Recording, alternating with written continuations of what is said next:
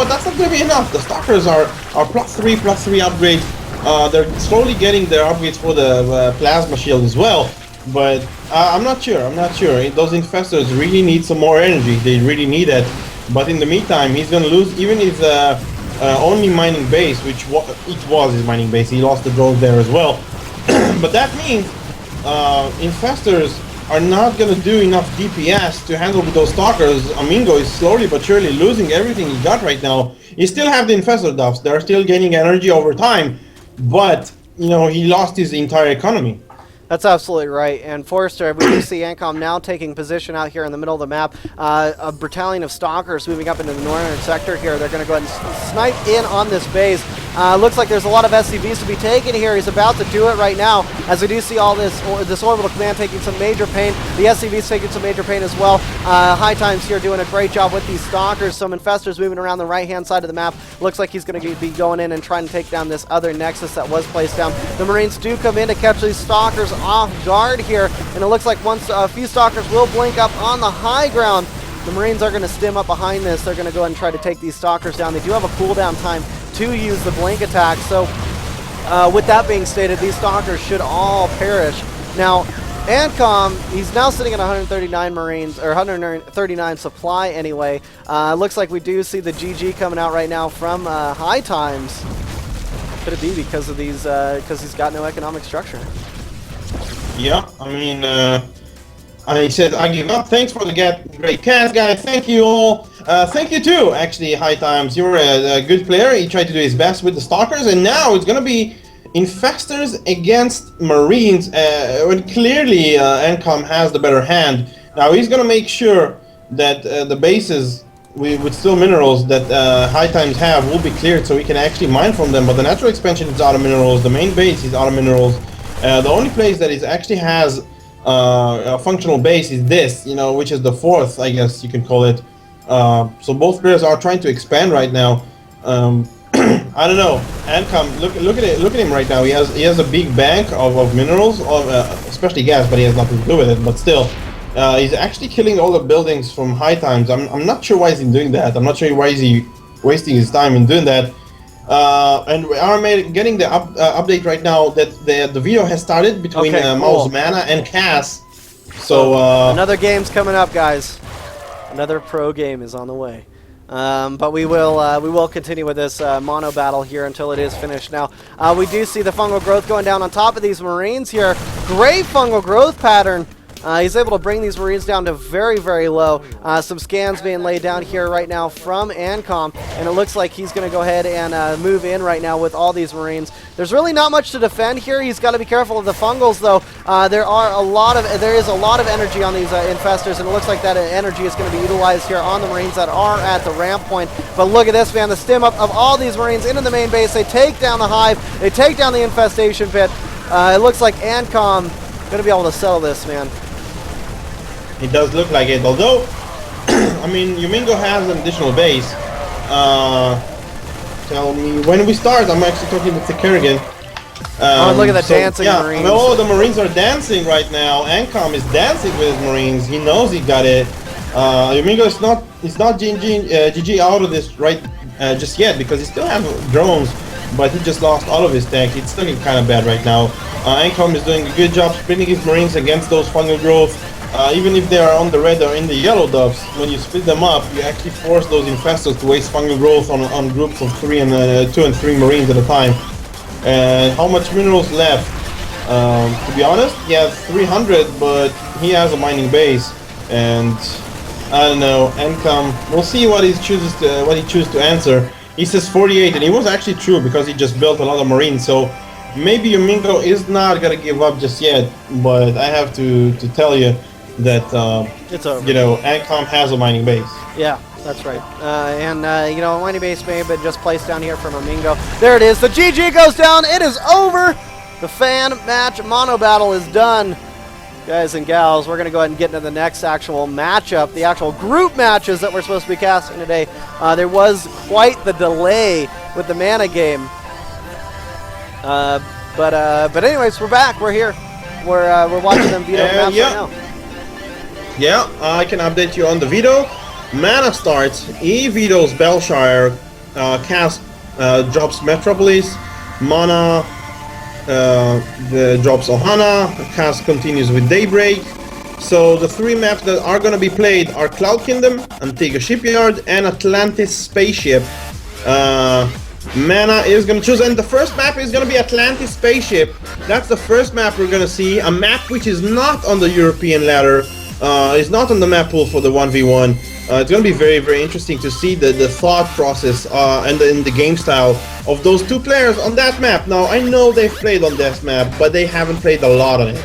I mean, this map is part of the GSL, also part of the GSTL, which is the team league, but you know, it's quite rare to see it on European tournaments, and we're gonna join on Kerrigan right now. Join on me then, Duffs, because the lobby is up. I am up and down, man. Here it comes, Atlantis Spaceship. Gonna be the map here. It's gonna be Mana against Kaz, dude. It's gonna be fun. Yes, it is. PvT, as Adel Scott is currently AFK. We could have seen a PvP. We could have seen a PvP, but you know what? PvT is just fine. Atlantis Spaceship, for all you guys who don't know it, it's a 1v1 map. It has only 2 spawning locations. There's plenty of expansions to take on this map. It's narrow, and I guess you can call it a narrow and long. It's like, you remember the map Odyssey? It kind of reminds Odyssey. It kind of reminds Odyssey, but it's quite different. But the pattern it's quite the same. So it's long and narrow. Players has like a very easy to take natural, which is the leading status, the leading feature in all of the latest maps we're seeing. And a very easy to take third. And the big thing when you're playing Protoss against Terran on these map, Duffs, is when you take your third, it's gonna be very, very hard for Terran to drop you, at least in the main base. So, because the third pretty much blocks the way to the main base. So, once you take the third, you're actually negating some of the attack path of the Terran. Right, man. We'll see. You know, we'll see actually how this is gonna unfold. I mean, how these players actually play on this this map. I'm very, very interested to see how how Mana's gonna handle it with Empire against Empire Cause. And Empire Cause has been playing pretty well today. He's been utilizing drops. He's been playing a very aggressive bio flavor, and it should be quite enjoyable, to say the least. I'm glad to be in one of these games again, man. It seems like it's been like 10 hours, and it's only been like 15 minutes. Eternity in esports terms, but everyone's ready. We have the countdown. Here we go. Exciting! Exciting. Yes, as I say it, all monotone. Cool.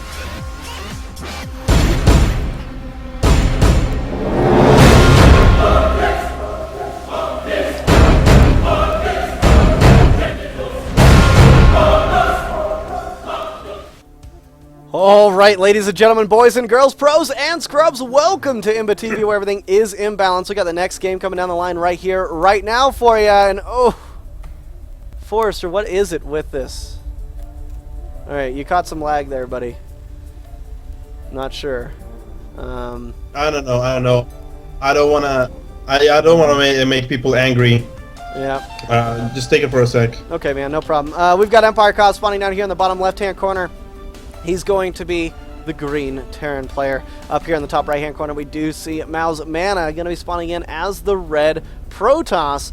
We're going to go get that scoreboard up there for you as well. This is a best-of-3 series between these two players, and it looks like it's going to be increasingly tough for both of them. They're very, very close together, close-knit players. They've played this matchup many times. I'm not exactly sure about how many times they played it on this map, however, so we're going to find out exactly how that goes. Now, keep in mind on this map, there is a natural expansion right outside of your main base, of course. Right down below the ramp, there's a small ramp leading up into the main base. Then there's a giant choke point from the outside of the map into the natural expansion area down here into the third base situation. You do see it is on the lower ground, and Forrester catching more lag. Get out! That's all I gotta say. Maybe just watch on the stream and then help me out with that now. And in this third base location area, there are 2 entrances. There's a big ramp here, I will. And then there's the ramp, or not the ramp, but the entrance down here, just south of that expansion. There's also a high yield, rich Vespane geyser in the middle of the map here for both the players to expand to on either side. So with that all being said, with everything being out there for you guys to understand, we do see Mana now moving across the map with this probe, and it looks like he's going to go ahead and start off pretty standard, laying down the assimilator, laying down the gateway, going to be laying down that cybernetics core just as the gateway is finished. Kaz, you know, he loves to do this as well.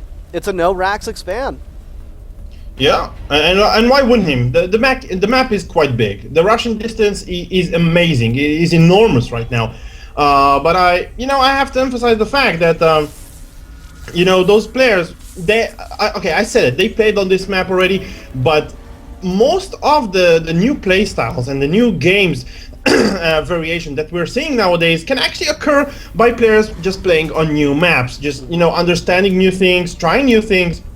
Especially in the best of 3 tiers, when players can actually afford themselves to not be that cautious, maybe even losing one game or something like that. But we can see a lot of things. Now, one of the things I wanted to say, Duffs, that when we are seeing players experimenting with new maps, the scouting timings and the timings can change. People don't know what's gonna happen. Oh my God, look at that cast dropping the second barracks right now.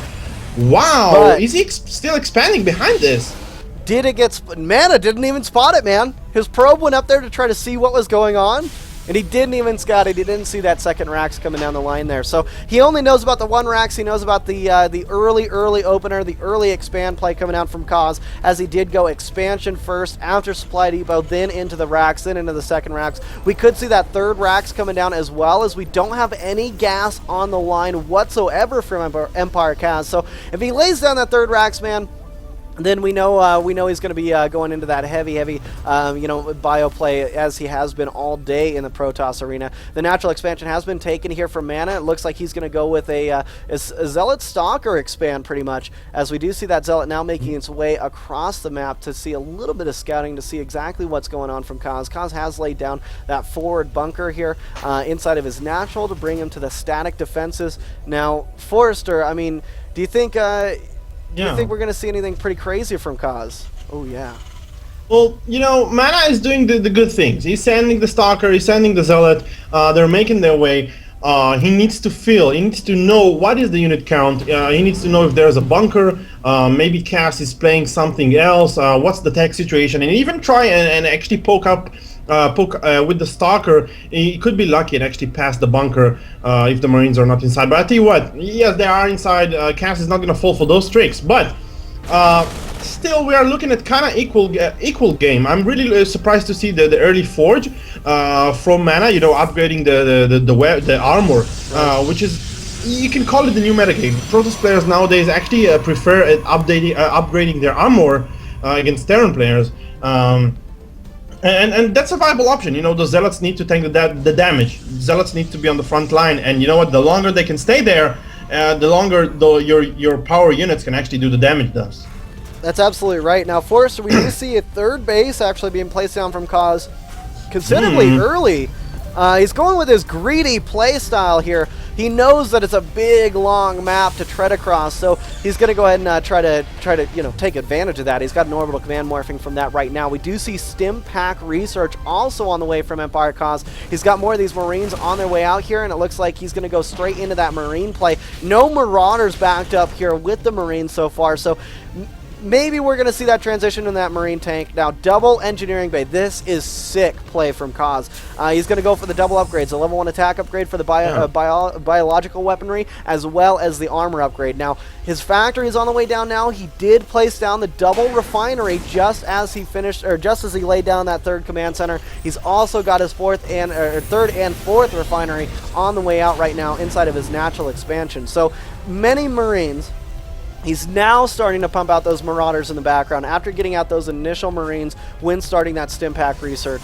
Mana, he's got a lot of sentries. He's going for mainly sentries in his composition. He's finally getting those observers out here. So we are going to start to see the observers spread across the map to see and scout and to allow Mana to basically comprehend what his opponent is doing and try to counter it. Yeah, and we are seeing both players are actually taking their third base quite early. I mean, we're not even in the 9th minute mark, and the players are having the third base. You know, Mana obviously dropping it on the spot.